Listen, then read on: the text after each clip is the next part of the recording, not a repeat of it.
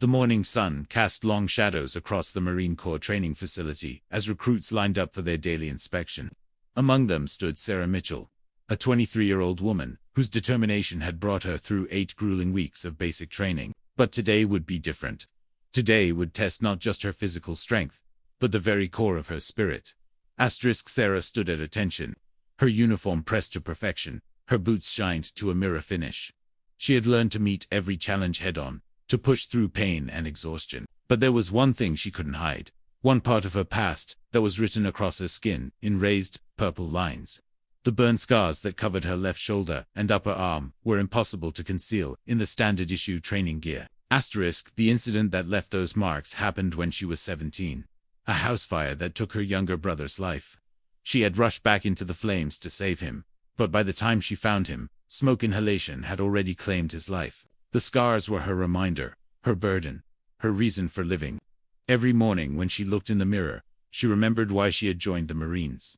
To honor his memory. To be brave enough for both of them. As the drill instructors moved down the line, Sarah noticed some of the male recruits whispering. She had grown used to the stares, the questions that people were too polite or too uncomfortable to ask. But military training had a way of stripping away those social filters. Here, weakness was identified and exploited. Here, being different made you a target. Corporal Jenkins, a mid-level instructor known for his harsh training methods, stopped in front of her, his eyes immediately fixed on her scars. A smirk crossed his face, and Sarah's heart sank. She knew what was coming. Well, Jenkins announced loudly enough for everyone to hear. Looks like someone got into a fight with a barbecue and lost. Laughter rippled through some of the recruits. Sarah kept her eyes forward, her jaw clenched. Did you forget to apply sunscreen, Mitchell? Or did you just fall asleep under a heat lamp? More laughter. Louder this time. Sarah felt her cheeks burning, but not from anger, from shame, from the memories flooding back.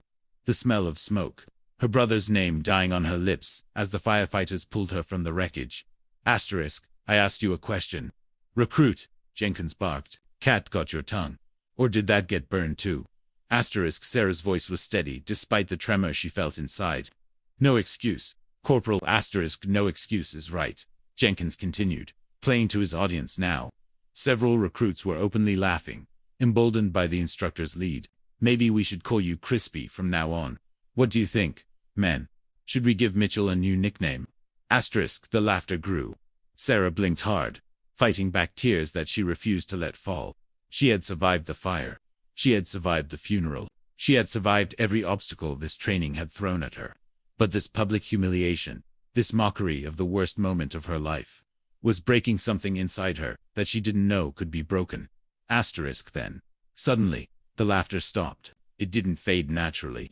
It was cut off abruptly, as if someone had flipped a switch. The silence that followed was deafening. Sarah risked a glance to her right and saw why. General William Barrett had entered the training yard. At 6 years old, he was a decorated veteran with 3 tours in Afghanistan and 2 in Iraq. His presence commanded immediate respect. But it wasn't his rank that had frozen everyone in place. It was the look on his face. The general's eyes were fixed on Sarah's scars. His jaw was tight, his hands clasped behind his back. He walked slowly toward the formation, his dress uniform immaculate, his ribbons and medals catching the morning light. Every step seemed measured, deliberate. When he reached Sarah's position, he stopped directly in front of her. Corporal Jenkins straightened immediately. General, sir, I was just quiet. The general's voice wasn't loud, but it carried absolute authority. Jenkins fell silent immediately. The general continued to stare at Sarah's scars. The silence stretched on, uncomfortable and heavy. Sarah could feel her heart pounding. Was she about to be discharged? Was her dream of becoming a Marine about to end because of something she couldn't control? Then, to everyone's shock, General Barrett reached up and began unbuttoning his jacket. He removed it carefully, folding it over his arm. Then he rolled up his right sleeve. As the fabric moved up his arm, Sarah saw them. Burned scars. Extensive ones. They covered his entire forearm and disappeared under his shirt, suggesting they went much further. Afghanistan, 2008, the general said quietly, his eyes meeting Sarah's. Roadside IED. My vehicle rolled 3 times before catching fire.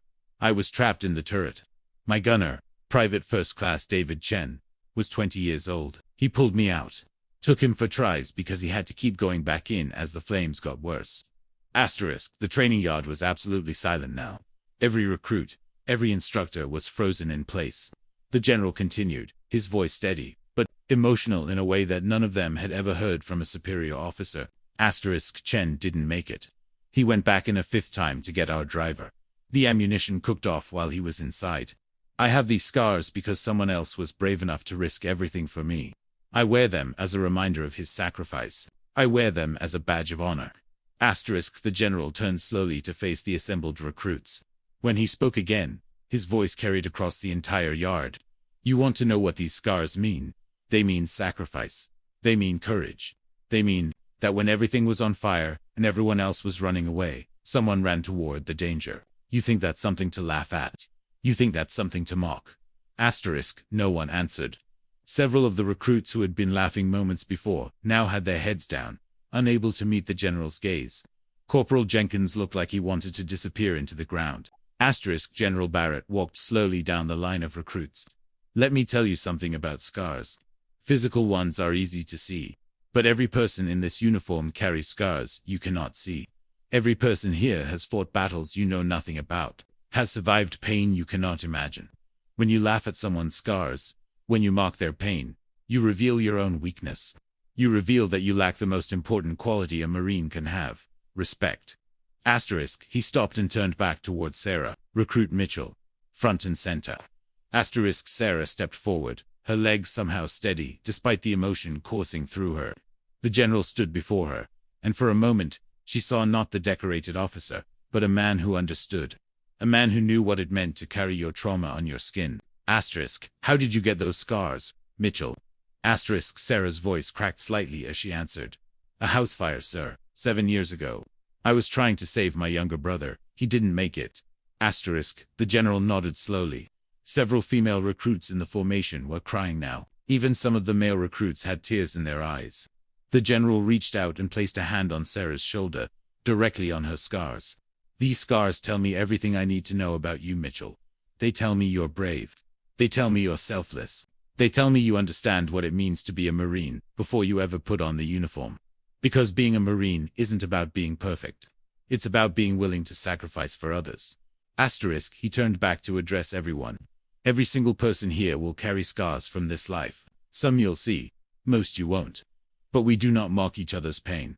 We honor it, we learn from it, and we become better because of it. Asterisk, the general put his jacket back on, buttoning it precisely. Before he left, he stopped in front of Corporal Jenkins. See me in my office, in 1 hour. We need to discuss what it means to be an instructor in my Marines. Jenkins' face went pale, but he nodded. Yes, sir. Asterisk, as the general walked away, something had fundamentally changed in that training yard. The recruits who had laughed now couldn't meet Sarah's eyes. But others stepped closer, offering quiet words of respect and apology.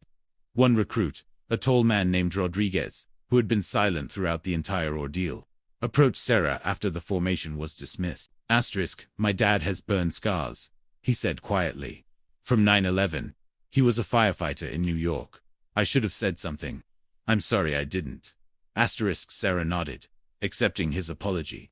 Over the following days and weeks, her scars became something different in that training company. They became a symbol. When recruits wanted to quit, when the pain seemed too much, when the challenge seemed insurmountable, someone would mention Mitchell and her scars.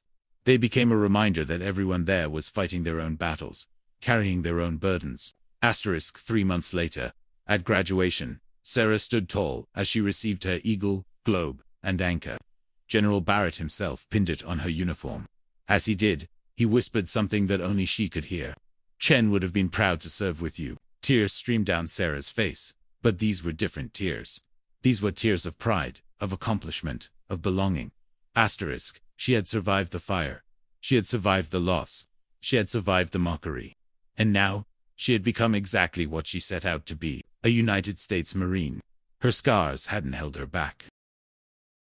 They had become her strength, and sometimes, in the quiet moments, she would touch those raised lines on her shoulder and remember not just the pain they represented, but the respect they had earned. The general had cried that day, not from weakness, but from recognition. He saw in her what he saw in himself. A survivor, a warrior, a Marine who understood that true strength isn't measured by a perfect exterior, but by the courage to keep going despite the marks life leaves on us all.